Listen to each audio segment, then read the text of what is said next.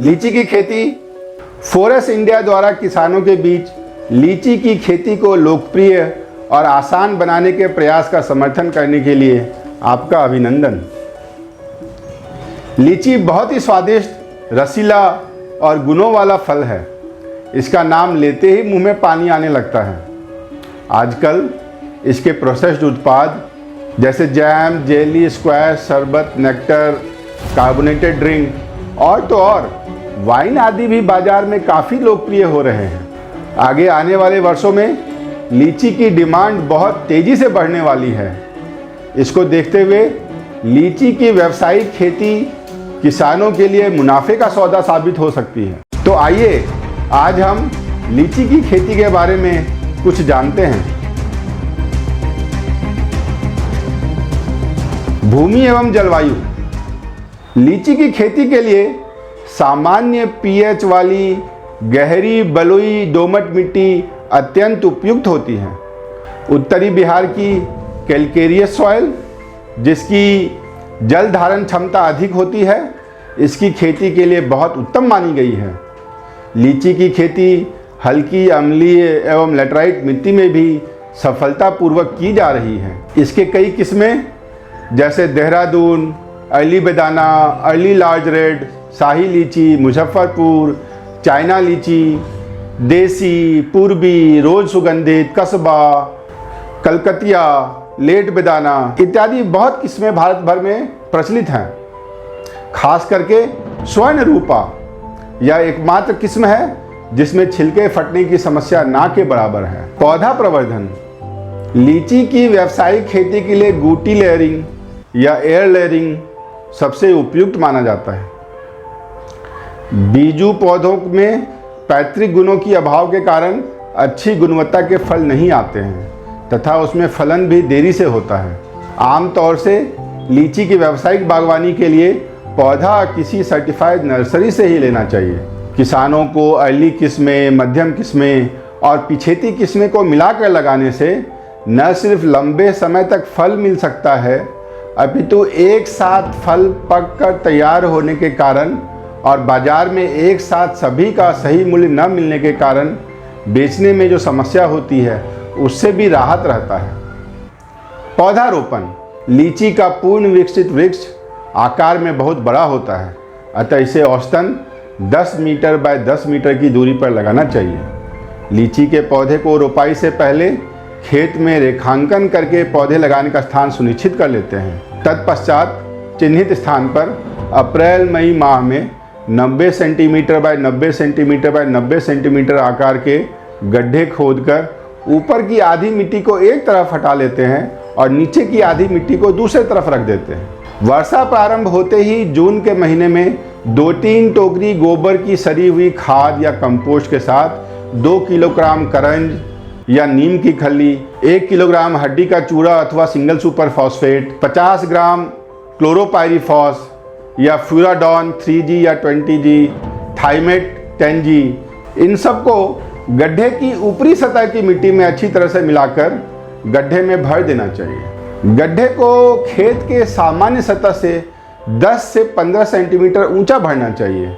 खाद एवं उर्वरक। प्रारंभ के 2-3 वर्षों तक लीची के पौधे को 30 किलोग्राम सड़ी हुई गोबर की खाद, 2 किलोग्राम करंज की खली, 250 gram urea, 150 gram single super phosphate, 100 gram muriate of potash प्रति पौधा प्रति वर्ष की दर से देना चाहिए। तत्पश्चात पौधे की बढ़वार के साथ साथ खाद की मात्रा में वृद्धि करते जाना चाहिए। इस प्रकार 5 किलोग्राम सड़ी हुई गोबर की खाद, 250 ग्राम करंज की खल्ली व 150 gram urea, 200 gram single super phosphate, 600 gram muriate of potash प्रति पौधा प्रति वर्ष की दर से देना चाहिए। ज़्यादा जानकारी के लिए इस वीडियो के डिस्क्रिप्शन में एक विस्तृत जानकारी संलग्न की जा रही है। आप लिंक में जाकर PDF डॉक्यूमेंट डाउनलोड कर सकते हैं। सिंचाई एवं जल संरक्षण। लीची के छोटे पौधे में पौधरोपण के समय नियमित सिंचाई करनी चाहिए, जिसके लिए सर्दियों में 5-6 दिन के अंतर पर एवं गर्मियों में 3 से 4 दिनों के अंतर पर थाला विधि से सिंचाई करना चाहिए। लीची के पूर्ण विकसित पौधे जिनमें फल लगना प्रारंभ हो गया हो, उसमें फूल आने के 3-4 माह पूर्व यानी नवंबर से फरवरी तक पानी नहीं देना चाहिए। लीची के पौधे में फल पकने के 6 सप्ताह पूर्व अप्रैल के प्रारंभ से ही फलों का विकास बहुत तेज़ी से होने लगता है। अतः जिन पौधों में फलन प्रारंभ हो गया है, उसमें इस समय उचित जल प्रबंध एवं सिंचाई की आवश्यकता पड़ती है। पानी की कमी से फल का विकास रुक जाता है एवं फल चटकने लगते हैं। अतः उचित जल प्रबंध से गूदे का समुचित विकास होता है तथा फल चटकने की समस्या कम हो जाती है। पौधे की देखरेख एवं काट छांट। लीची पौधों के उचित काट छांट द्वारा फलन में सुधार।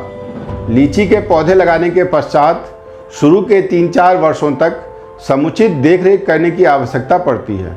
खास तौर से ग्रीष्म ऋतु में तेज गर्म हवा जब चलती है, लू चलती है एवं शीत ऋतु में पाले से बचाव के लिए कारगर प्रबंध करना चाहिए। प्रारंभ के 3-4 वर्षों में पौधे की अवांछित शाखाओं को निकाल देना चाहिए, जिससे मुख्य तने का विकास सही से हो सके। तत्पश्चात चारों दिशाओं में 3 से 4 मुख्य शाखाएं का विकास होने देना चाहिए। इससे वृक्ष का आकार सुडौल और ढांचा मजबूत होता है एवं फलन अच्छी तरह से आती है। लीची के फल देने वाले पौधे में प्रतिवर्ष अच्छी उपज के लिए फल तोड़ाई के समय 15 से 20 सेंटीमीटर डाली सहित तोड़ने से उसमें अगले वर्ष अच्छी डालियां निकलती हैं, नई डालियां निकलती हैं और उसमें ज़्यादा फल आते हैं। पूर्ण विकसित पौधों में शाखाओं के घने होने के कारण पौधों के आंतरिक भाग में सूर्य का प्रकाश नहीं पड़ पाता है, जिससे अनेक कीड़ों एवं बीमारियों का प्रकोप देखा गया है। अच्छी फलन एवं गुणवत्ता के लिए सुझाव। लीची के बगीचे में अच्छे फलन एवं उत्तम गुणवत्ता के लिए निम्नलिखित बिंदुओं पर विशेष ध्यान देना चाहिए। मंजर आने के समय से 3 माह पहले पौधों में सिंचाई न करें तथा इंटरक्रॉपिंग फसल न लगाएं, क्योंकि इंटरक्रॉपिंग फसल बहुत पोषक तत्व लेते हैं और लीची के पौधे में मंजर एवं फूल सही से नहीं आ पाते हैं। मंजर आने के लगभग 30 दिन पहले पौधों पर जिंक सल्फेट 2 ग्राम प्रति लीटर का घोल का पहला एवं 15 दिन बाद दूसरा छिड़काव करने से मंजर एवं फूल अच्छे आते हैं। फूल आते समय पौधों पर कीटनाशी दवा का छिड़काव न करें तथा बगीचे में पर्याप्त संख्या में मधुमक्खी के छत्ते रखें। रासायनिक कीटनाशकों से मधुमक्खियां की मरने की संभावना होती है और फूल में परागन न होने से लीची कम लगेगी।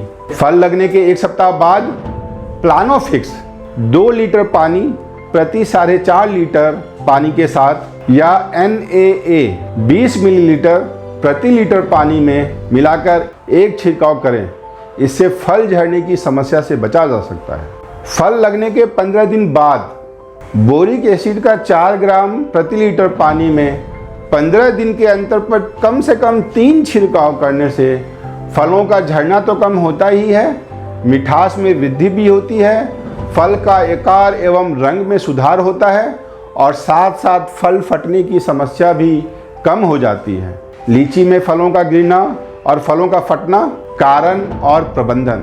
लीची के फलों की उपज और गुणवत्ता, अनियमित फलन, फूल गिरना, फल गिरना, फलों का मंद विकास, फलों का फटना, सनबर्न, काला धब्बा जैसे कई फिजियोलॉजिकल विकारों से प्रभावित होती है। इसीलिए संभावित उपज प्राप्त करने के लिए इन शारीरिक विकारों का प्रबंधन आवश्यक होता है। गुणवत्तापूर्ण उत्पादन में वृद्धि के लिए इन विकारों से बचने के लिए इसके कारण और लक्षणों को सटीक रूप से जानना भी आवश्यक है। इन विकारों की घटना और गंभीरता क्षेत्र, मौसम और बाग प्रबंधन प्रथाओं के साथ साथ भिन्न होती है। ये विकार पेड़ में हार्मोन स्तर में परिवर्तन, मिट्टी में पोषक तत्वों की कमी, पानी के अनुचित स्तर, पर्यावरण की स्थिति में अचानक परिवर्तन, लीची की किस्म और बाग के प्रबंधन आदि के कारण हो सकते हैं। फलों का फटना। लीची में फलों का फटना एक महत्वपूर्ण फिजियोलॉजिकल डिसऑर्डर है और भारत में लगभग सभी महत्वपूर्ण लीची उत्पादन वाले क्षेत्रों में यह समस्या आम है। इस विकार के कारण 5 से 70% तक फल की नुकसान हो सकती है। यह फलों की गुणवत्ता, ताज़े फलों के बाजार का मूल्य और लीची के सेल्फ लाइफ को बहुत ही प्रभावित करता है और भंडारण के समय रोगों से अति संवेदनशील बना देता है। स्वस्थ फटे फल मुख्य रूप से प्रोसेसिंग के उद्देश्य से ही उपयोग किए जा सकते हैं, क्योंकि फटे हुए ताजे फल की बाजार में बहुत कम मांग होती है। फलों में दरार पड़ने के निम्न कारण हो सकते हैं। स्वर्ण रूपा किस्म को छोड़कर अधिकांश भारतीय किस्मों में फलों के फटने की संभावना होती है। पतली त्वचा वाली किस्मों की तुलना में मोटी चमड़ी वाली किस्मों में फटने की संभावना कम होती है। जल प्रबंधन, फल लगने के समय सूखा या सिंचाई में कमी, क्योंकि यह फलों की त्वचा के विकास को प्रभावित करता है। ज़्यादा सिंचाई या भारी सिंचाई या सिर्फ मौसम में आर्द्रता में वृद्धि, मिट्टी में कैल्शियम और बोरोन जैसे पोषक तत्वों की कमी के कारण भी फल फटने की समस्या आ सकती है। कीड़े, ओले और तेज धूप भी कोशिका विस्तार के दौरान त्वचा को नुकसान पहुंचाती है और फसल की कटाई की ओर क्रैकिंग को प्रेरित करती है। गर्मी में फलों के पकने के समय लू चलने से भी फल चटकने की समस्या ज़्यादा होती है। प्रबंधन, 20 ppm की सांद्रता पर 2,4-D और NAA जैसे प्लांट ग्रोथ रेगुलेटर का छिड़काव करने से क्रैकिंग को बहुत हद तक कम किया जा सकता है। 20 ppm यानी 100 लीटर पानी में सिर्फ 5 ग्राम या 5 मिलीलीटर कैल्शियम 2 ग्राम प्रति लीटर पानी का तरल फॉर्मेशन भी पेड़ पर छिड़काव करने से फल फटने से बचा जा सकता है। और जिब्रेलिक एसिड 20 ppm यानी 100 लीटर में 5 ml का छिड़काव जिब्रेलिक एसिड बनने में कमी के कारण क्रैकिंग को कम करता है। बोरेक्स या बोरिक एसिड 2 ग्राम प्रति लीटर पानी में मिलाकर छिड़काव करने से बोरोन की कमी से फलों के फटने या टूटने की समस्या को कम करता है। फल को पकने के समय उचित सिंचाई और मिट्टी में लगातार नमी बनाए रखना बहुत आवश्यक होता है। उपलब्ध मिट्टी की नमी के 30-40% कमी होने पर दोबारा सिंचाई कर देने से फलों को फटने की समस्या कम हो सकती है। लीची के प्रमुख कीट, लीची की मकड़ी, लीची माइट या जुआ या रेड स्पाइडर माइट, यह लीची के फसल को लगने वाला सबसे खतरनाक कीड़ा है। सूक्ष्मदर्शी मकड़ी के नवजात लार्वा और वयस्क दोनों ही कोमल पत्तियों की निचली सतह, टहनियों तथा फूलों से चिपक कर लगातार रस चूसते रहते हैं। इसके हमले के कारण शुरू में पत्तों का रंग पीला पड़ जाता है और धीरे धीरे अधिक इन्फेक्शन के कारण पत्तियां मोटी एवं लंबी होकर मुड़ जाती हैं और उन पर मखमली वेलवेटी रोआ सा निकल जाता है, जो बाद में भूरे या काले रंग में परिवर्तन हो जाता है तथा पत्तियों में गड्ढे बन जाते हैं और अंत में पत्तियां गिरने लग जाती हैं, पौधे कमज़ोर हो जाते हैं और टहनियों में फलन बहुत कम हो जाता है। इसकी रोकथाम के लिए समय समय पर इन्फेक्टेड पत्तियों एवं टहनियों को काट कर जला देना चाहिए। इससे नियंत्रण के लिए प्रभावित हिस्सों की छटाई करके उन्हें नष्ट कर देना चाहिए। डिकोफोल 17.8 EC 3 मिलीलीटर प्रति लीटर पानी में मिलाकर या प्रोपिरगाइड 57 EC 2.5 मिलीलीटर प्रति लीटर पानी में मिलाकर छिड़काव करना चाहिए। 7 दिनों के अंतर पर छिड़काव करने से रेड स्पाइडर माइट या लाल मकड़ी से बचाव हो सकता है। बचाव के लिए सितंबर-अक्टूबर में नई कोपलों के आगमन के समय कैल्थॉन या फॉस्फोमिडॉन का भी 1.25 मिलीलीटर प्रति लीटर पानी का घोल बनाकर 7 से 10 दिन के अंतर पर छिड़काव करना लाभप्रद पाया गया है। लीची की प्रमुख बीमारियां, एंथ्रेक्नोज, ये फफूंदी जनित बीमारी है और आमतौर पर कमजोर टहनियों को संक्रमित करती है। लंबे समय तक गीली फुहारों के साथ बसंत के दौरान यह बीमारी सबसे आम है, और जब सामान्य से अधिक बारिश होती है, गीले मौसम के दौरान एंथ्रेक्नोज के बीजाणु फलों पर भी टपकते हैं और फलों में भी इन्फेक्शन हो जाता है। जहाँ से छिलके पर संक्रमित होता है वहाँ पे ये दाग छोड़ जाते हैं। कच्चे फूल पर हरे रंग की और पके हुए फलों पर भूरे काले दाग दिखाई देते हैं। चॉकलेटी रंग के बेढंगे आकार के पत्तों, टहनियों, फूलों और फलों के ऊपर धब्बे नजर आते हैं। कभी कभी फलों पर भूरे रंग के पिनहेड जैसे घाव भी दिखाई देते हैं, जो बाद में पके हुए फलों पर गोलाकार गहरे भूरे से काले रंग के धंसे हुए घावों में बदल जाते हैं। प्रबंधन: फालतू टहनियों को हटा दें और पौधे को अच्छे ढंग से छटाई कर लें। इससे बचाव के लिए फरवरी के महीने में बोर्डॉक्स मिक्सर का स्प्रे करें और अप्रैल और अक्टूबर के महीने में कप्तान WP 0.2% का इस्तेमाल करें। इससे इस बीमारी का रोकथाम किया जा सकता है। लीफ ब्लाइट: लीची नर्सरी में यह एक प्रमुख रोग है। पुष्प गुच्छों और विकसित हो रहे फलों को भी झुलसा देता है। पत्ती की नोक से हल्के भूरे व गहरे भूरे रंग का निक्रोसिस, पत्ता सूखना या मरना शुरू हो जाता है, जो पत्ती के दोनों किनारे की ओर बढ़ने लगता है और इससे प्रभावित पत्तियों का पूरा नेक्रोसिस हो जाता है। पत्तियां पूरी तरीके से मर जाती हैं और सूख जाती हैं। पुरानी पेड़ों की नई टहनियों पर पत्तियों का भूरा होकर पर्ण झुलसा और सिरा मुरझाना और धीरे धीरे सूखना आम लक्षण है। पीड़ित पत्तियां ऐसी आभास देती हैं मानो वे धूप में झुलस गई हों। इसके प्रबंधन के लिए रोग बढ़ने पर कॉपर ऑक्सीक्लोराइड 0.25% या थियोफेनेट मिथाइल या क्लोरोथालोनिल 0.15% का स्प्रे किया जा सकता है। रोग की गंभीरता बढ़ने पर कार्बेंडाजिम 0.1% का घोल भी बहुत लाभदायक होता है। रेड रस्ट: पत्तों के निचली तरफ फंगस के धब्बे नजर आते हैं। यह बहुत तेजी से फैलता है और बाद में जामुनी, लाल, भूरी से संतरी रंग का होकर बढ़ते रहता है। प्रभावित पत्तियां मुड़ जाती हैं। प्रबंधन: इसकी रोकथाम के लिए जून से अक्टूबर महीने में कॉपर ऑक्सीक्लोराइड 0.3% का स्प्रे करें। यदि खेत में नुकसान ज़्यादा दिखे तो बोर्डॉक्स मिक्सचर का घोल भी सितंबर से अक्टूबर महीने में और फरवरी से मार्च महीने में स्प्रे करना चाहिए। ज़रूरत पड़ने पर 15-15 दिन के ऊपर स्प्रे करें। लीची के प्रसंस्करित उत्पाद: लीची जल्दी खराब होने वाला फल है। किसान तोड़े गए लीची को भूरे होने से पहले बाजार में बेचने के लिए बाध्य है। इसके अलावा लीची की तोड़ाई में ना कोई देरी नहीं की जा सकती है और पूरे पेड़ पर आमतौर पर एक ही बार में तोड़ाई की जाती है।